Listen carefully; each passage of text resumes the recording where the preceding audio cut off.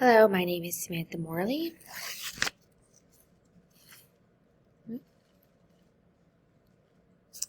And I am discussing today the Unit 2 case studies.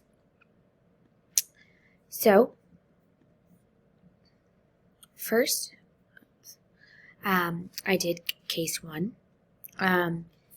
In case 1, muscle glycogen phosphorylase is an enzyme responsible for the first part of glycogenolysis.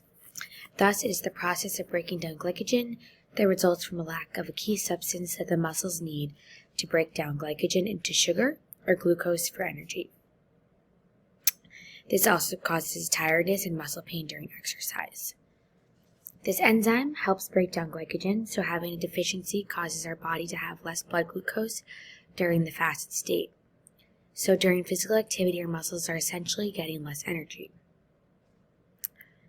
So first, during exercise, muscle glycogen particles are broken down. This frees glucose molecules that muscle cells oxidize through both anaerobic and aerobic exercise to produce ATP, or required energy for muscle contraction. You should not fear working out altogether. Regular activity is super beneficial to you, including long walks with friends.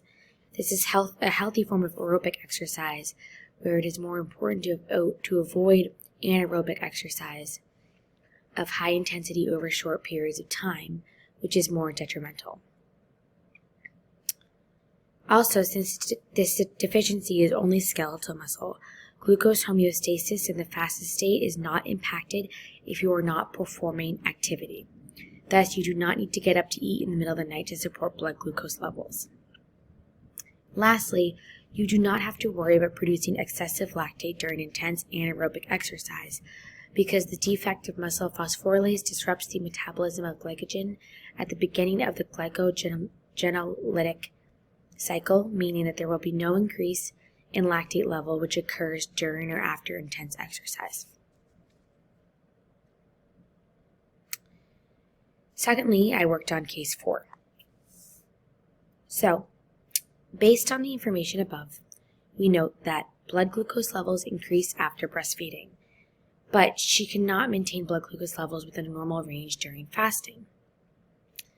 These symptoms can be indicative of glycogen storage disorder, as it causes an irritability to utilize glycogen and may cause hypoglycemia or an enlarged liver.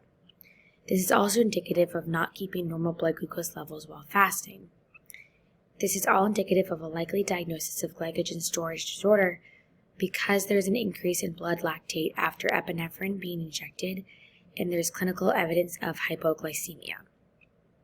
Also, after examining the medical history, some other diagnoses were sure to be ruled out. For instance, the medical history suggests that the mother not only used exclusive nursing, thus hereditary fructose intolerance is not a possible diagnosis here.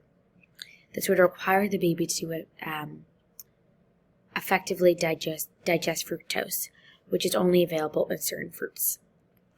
Secondly, we also ruled out galactosemia because, according to medical history, the baby has only had breast milk, and galactose is a sugar found in dairy products and milk. Last but not least, glucose 6-phosphate dehydrogenase deficiency is also ruled out because there does not seem to be a red blood cell problem in the patient. This would predominantly affect red blood cells if this were the correct diagnosis.